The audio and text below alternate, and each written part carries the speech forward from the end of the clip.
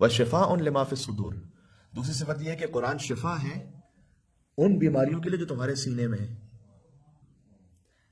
معمولاً ہم قرآن سے شفا حاصل کرنا چاہتے ہیں اپنی جسمانی بیماریوں کے لیے، وہ بھی درست ہے، اس میں انکار نہیں ہے اس سے۔ ایک شخص آیا امیر المومنین کے پاس، نے کہا کہ مولا میرے کمر میں بہت درد ہے۔ امام نے کہا درد کی جگہ پر ہاتھ رکھ کے 30 مرتبہ پڑھو سنے انا انزلناہ فی لیلۃ القدر، تمہارا درد ٹھیک ہو جائے گا۔ جسمانی بیماریوں سے بھی شفا، اس سے انکار نہیں ہے۔ علامہ مجلسی یہ کہتے ہیں کہ میں نے 1000 ایسے افراد ہیں جنہیں سورہ الحمد کے ذریعے سے شفا عطا کی۔ ہم سب قرآن سے شفا یاب مل کے صلوات دیجیے محمد وعلی محمد صلی اللہ علیہ وسلم۔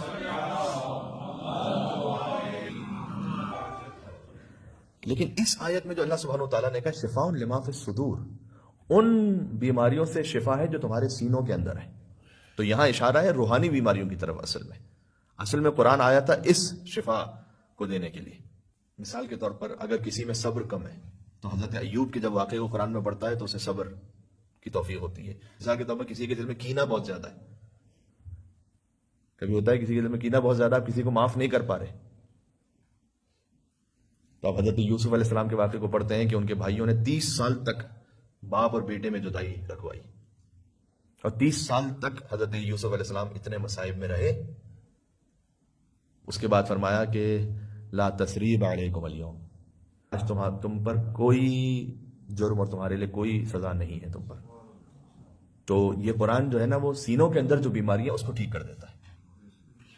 خطبہ نمبر 198 ہے نہج البلاغہ کا، اس میں مولا نے قرآن پہ بات کی ہے بہت، اس کو آپ پڑھیں تو اچھا ہے۔ خطبہ نمبر 198 نہج البلاغہ سے، اس میں مولا یہ فرماتے ہیں، ایک چھوٹی سی تمہید اور وضاحت کے ساتھ مولا کا کلام پڑھتا ہوں۔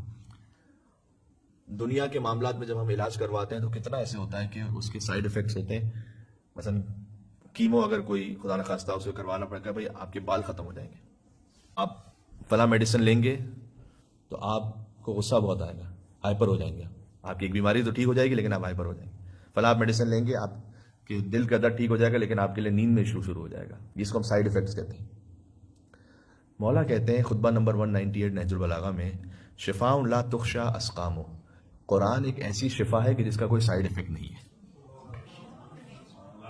یعنی یہ نہیں ہوگا کہ ایک چیز ٹھیک ہوئی تو دوسرا مسئلہ شروع ہو گیا، کہ اگر کسی کا جو ہے وہ کینہ ختم ہو گیا تو وہ بے صبرا بن گیا، بے صبرا اگر وہ ٹھیک ہو گیا تو وہ غیبت کرنے والا بن۔ ایسا نہیں، کوئی سائیڈ ایفیکٹ نہیں ہے قرآن کا۔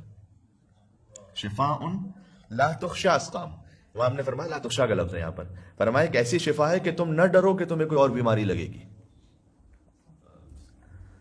تو مولا یہ شفا ہے، یہ کن چیزوں سے شفا دے گا؟ یہ جو نا شفاء لما فی الصدور کی تشریح ہے، یہ جو سینوں کے اندر مرض ہوتے ہیں، یہ کون سے مرض ایسے ہیں کہ جس سے قرآن شفا دے گا؟ تو مولا نے کہا فإن فی شفاء من اکبر الداء، جو سب سے بڑے مرض ہیں نا ان سے قرآن شفا دے گا، وہ 4 ہیں: الکفر والنفاق والغی والضلال۔ کفر، نفاق، شک، گمراہی، یہ 4 چیزیں دور کر دے گا قرآن۔ قرآن کی عظمتوں پر ایک مل کے صلوات دیجیے محمد وعلی محمد صلی اللہ علیہ وسلم۔